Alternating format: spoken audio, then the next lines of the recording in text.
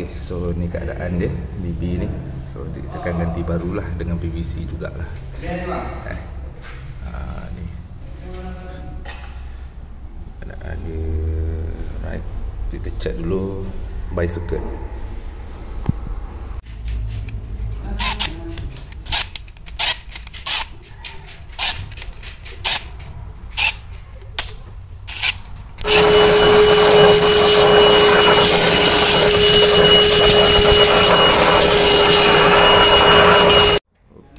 Sekarang on the way, dah pasang lagi casing.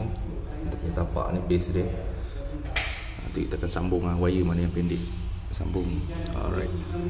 Yang penting wireman jangan sambung. Kita kena alih dia. Alright. Okay, so wire kita kena sambung pakai cabeling. Cabeling kita sambunglah untuk sambung ke sini. Okay. Ni. Alright. Okay, so neutral kita dah fitting. Kita dah fitting, tapi biasalah tak ada kabel besar ke tanah. Kita datang tukar DB je. Alright.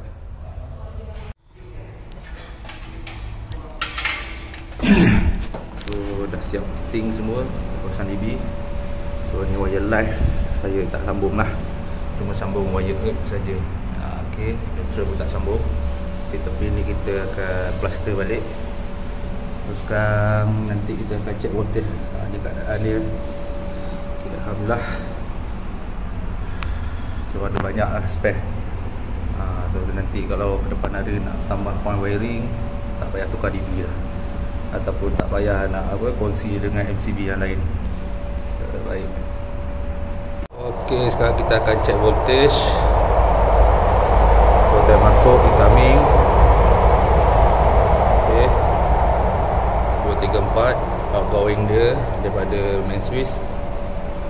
235 okey. Keluar masuk RCCB. 234 keluar RCCB. 235 okey. So kita check lah ni live dengan neutral. Okay, sekarang earth dengan neutral. Okay, so earth neutral ada 6 volt. So 6 volt saja yang leakage, ikutkan dia kena kosong lah, ataupun 0 point something lah. Okay, sekarang ni dengan live pula, earth dengan live 230. Okey, so macam ni bermaksud dia punya earth lemah lemah. Earth. Okey, macam ni nak trip memang susah lah. Untuk trip contoh ada short kan, susah sikit lah. Okey, ikutkan dia kena bacaan volt dia kena sama lah dengan live dengan neutral tadi. So okey, alhamdulillah, itu saja. Kita check sikit sebelum pemasangan kita macam ni. So kita dah marking, buat numbering Okay, alhamdulillah. So bawa dia, bawa. Alright, alhamdulillah.